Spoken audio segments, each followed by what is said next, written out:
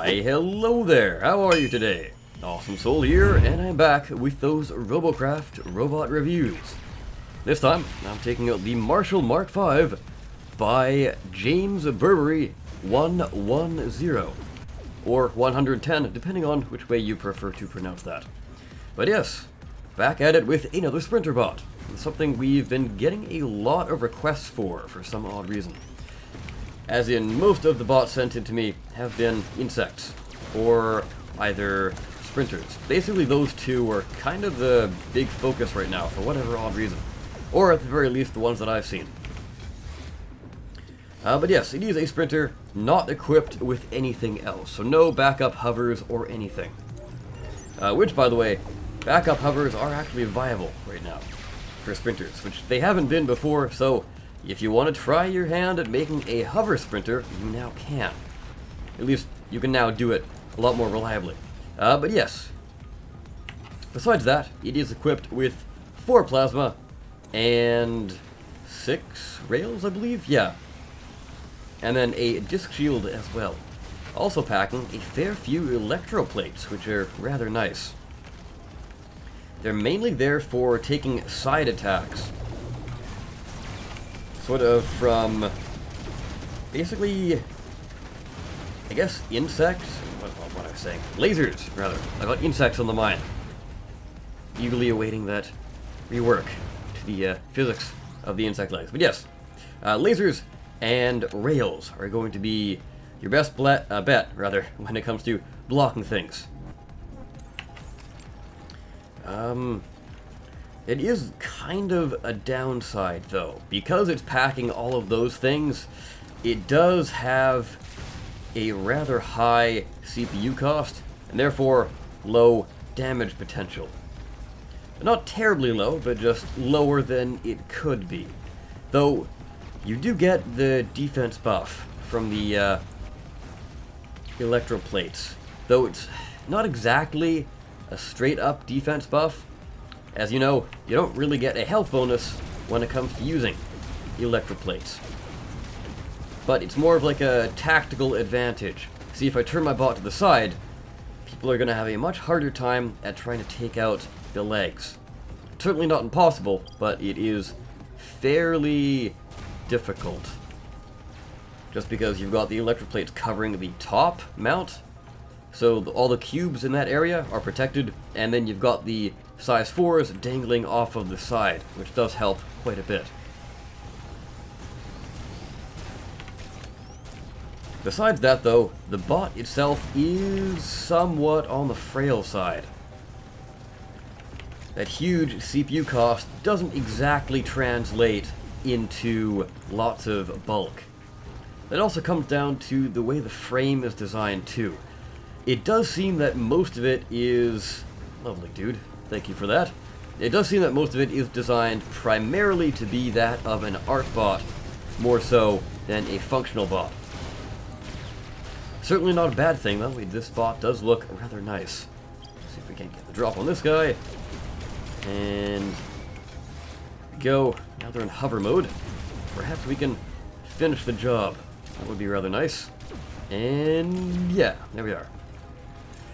So, some of the other things I would like to say about this bot is the 2 rails on the front. I guess the arms would be a better fit there. Not really the best setup, if we can get a good turn here. You can see they're both placed on struts, which themselves are fairly tanky. However, they cause a bit of a problem if that's all you're using. They do have a decent amount of health, but nothing crazy. Still, usually you're gonna have enough oomph from a single bullet shot of most things to take out your strut. And if you've got one taken out, especially the back one, the front one is going, along with your railgun, which isn't too bad of a problem here, just because you do have a lot of railguns. See if we can get a nice little kill on you. And maybe not. Let's go down into the pit. Start fighting this guy. Alright, we got the kill. We're probably going to end up getting killed ourselves. Now, I know I have been running around a fair bit with this bot. That's because... That's weird. That's because I don't really want to engage with this thing. As I was saying, it is somewhat frail. Although, I do love the design. Don't get me wrong, though. This bot is actually pretty good. But there are still some things, as with any bot, that do need to be pointed out. Let's get the kill on you again. Never mind. But yeah. So, the one thing that does come as a little bit of a problem is the plasma. Most of it is top-mounted. So if you do want to get somebody below you, you're gonna have a bit of a hard time. As you only have one, and it's dead center, so it makes it a rather easy target. Besides that, you are at nominal count. So as soon as you lose one plasma, you're going to be firing a lot slower. So I guess what you could do there is perhaps downsize the guns, therefore use less CPU so you can pack maybe one extra on. Therefore you could have more backup and work a lot better at lower health. The rails, though, aren't too big of a problem. Though the arm actuators, I guess? No, I guess they would just be arms. I'm trying to go off of, like, what this would look like if it was more detailed. But, you know, Robocraft can only have so much detail. But anyways, perhaps making those a lot bulkier would be a good idea. Because as it stands, as soon as you get into combat, you're probably going to be losing those things. Oof. Not doing too well there. But hey, pretty much anything going up against a shotgun, even the small ones now, not going to turn out too well. Unless you're, like, a solid mass of cubes. Alright, this match is turning out a lot better. However, not sure I did all that well. Probably in the negative. Not sure what that says about the bot, but I know it says that I am rather tired myself. So, not too bad. We got an even KD and 3 assists. That's acceptable. I'll take that. But anyways, let's go ahead and jump into the garage bay and give a quick flyover. And here we are, back in the garage bay. So, first things first, I want to talk about these arms a little bit more in detail, now that I can actually show them off with a visual aid. Yes, so we have this strut up here coming down to a smaller strut which holds onto the gun itself. Opening up the inventory and coming up to the blocks section, we can see that the top bit is a strut diagonal 3D left and right, which has about 22,000 base health. And bringing ourselves over to this section, the weapon section, we can see that the damage of a top laser disintegrator, the most common laser you're going to see, is 16,000, meaning it only takes 2 laser bullets. That's from a rapid fire weapon to take out that entire strut, which is also going to take the lower half and the gun with it. Additionally, if it just takes out the lower half of the arm, the strut short, it has 13,000 base health, which we already know is less than the damage of a single bullet from the laser, meaning it's gonna go incredibly fast. Taken out, that is. Even the smallest rail, the rail piercer, has enough damage to take out those struts in a single hit. So, that is a rather large problem, if I don't say so myself.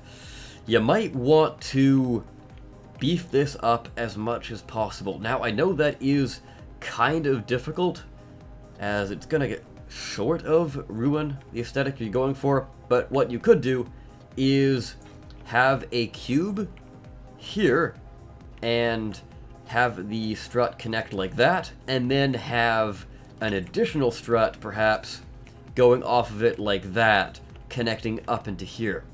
Now, like I said, it does ruin the look of this whole thing.